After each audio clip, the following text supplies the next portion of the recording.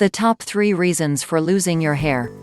According to scientists, there are 3 causes of alopecia in either men or women.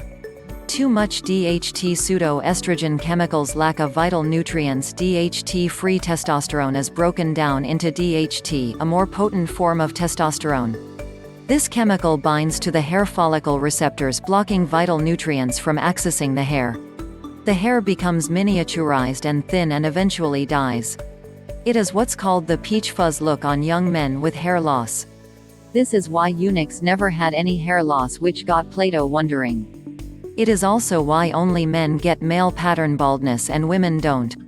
Hair loss in women is more evenly distributed with a thinning over the whole scalp. Also, effective DHT inhibiting treatment was only effective on young men with hair loss and not older men or women. Excessive DHT is therefore not the only reason for losing your hair. Pseudo-oestrogen chemicals. It is normally unheard of for women in China to get hair loss at any age. Over the last 20 years, increasing number of Chinese women in the industrialized areas of China are experiencing hair loss. This has been put down to chemicals formed the industrial process which mimic the chemical effects of estrogen.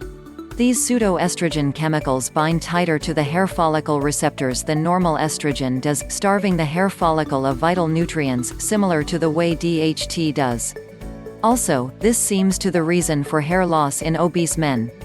Fat cells in obese and balding men contain more of the enzyme aromatase, responsible for converting testosterone into estrogen. Also, bacteria in fat cells produce estrogen-like chemicals. Lack of vital nutrients. The hair needs a variety of nutrients to sustain itself. The theory is that both DHT and estrogen-like chemicals block the hair follicle by binding to it too tightly. Even without these chemicals, a person lacking in these nutrients will experience hair loss.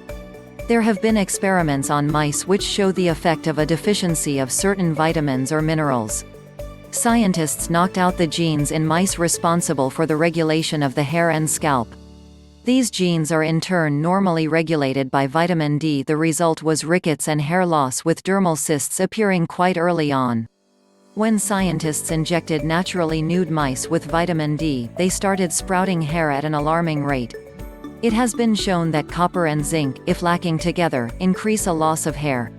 In fact, a copper peptide was shown to induce hair growth in the skin around the wound of a person. The copper peptide was first used as healing accelerant. For women, a lack of iron and the essential amino acid L-lysine has been associated with losing one's hair.